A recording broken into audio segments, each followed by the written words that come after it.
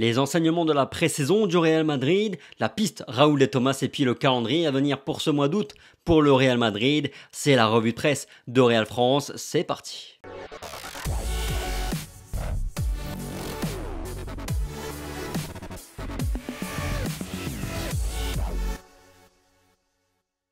Bonjour à tous, j'espère que vous allez bien. On se retrouve pour notre revue de presse quotidienne et on commence sans plus tarder par une des quotidiens madrilènes, le triangle des Bermudes pour le quotidien Marca avec Casemiro, Kroos, Modric évidemment.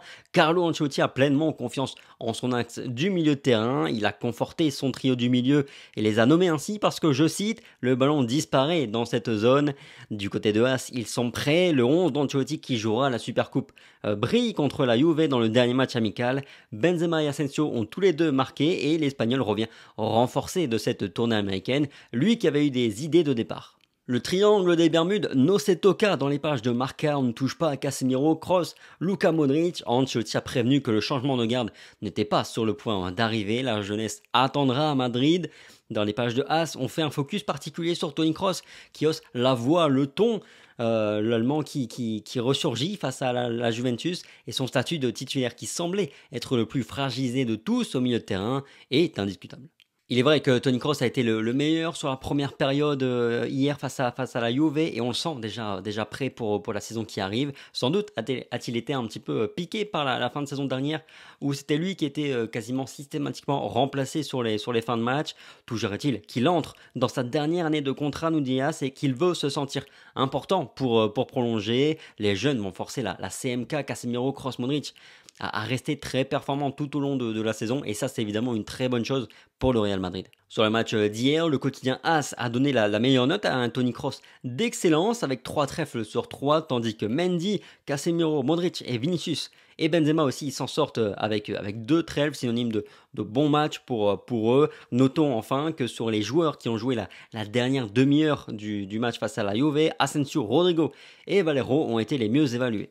En conclusion de cette pré-saison, le club et Ancelotti sont revenus satisfaits à Madrid. L'équipe n'a pas perdu le feeling de la 14e et l'équipe est bien huilée en vue de la Supercoupe d'Europe le 10 août prochain. Sur le plan physique maintenant, Antonio Pintus les a affinés et Rudiger ainsi que Tchouaméni apportent de la profondeur à cet effectif, souligne le quotidien As. Autre enseignement de cette pré-saison, Mayoral qui va partir à Getafe dans les prochains jours. Mariano Diaz et Odriozola sont tous les trois invités à quitter le Real Madrid cet été. Les deux derniers n'ont eu seulement que 30 minutes de jeu face au Classico et depuis plus rien. Et Eden Hazard est la seule option qui a été retenue par Carlo Ancelotti sur les 2 derniers matchs pour suppléer Karim Benzema.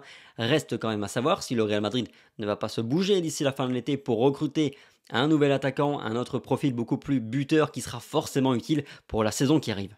Le quotidien As nous parle aujourd'hui de la piste Raúl de Tomás et ça tombe bien parce qu'il est formé au Real Madrid, parce qu'il privilégie un retour à ses sources du côté du Real Madrid, parce qu'on entretient de très bons rapports avec l'Espagnol de Barcelone, donc les négociations seront assez simples et de surcroît il a planté 17 buts la saison passée, 17 buts en Liga dans le championnat espagnol. En clair, il semble qu'il coche à peu près toutes les cases de ce dont nous avons besoin pour la saison prochaine, n'est-ce pas ?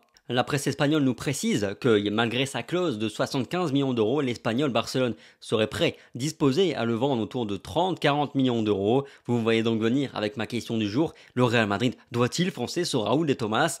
Dites-moi dans les commentaires et puis on en reparle demain.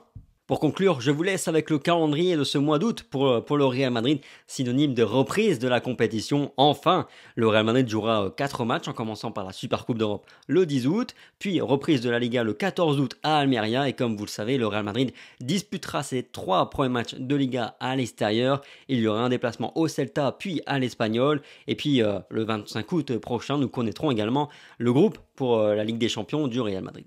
Voilà, c'est tout pour la revue de presse du jour de Real France. Merci pour votre fidélité comme chaque jour. Le petit like, le petit partage, le petit commentaire. Répondez à notre question du jour. Raúl de Tomás, on fonce dessus ou pas? Sur ce, passez une bonne journée, prenez soin de vous comme toujours. Et puis on se dit à demain. Allez, ciao!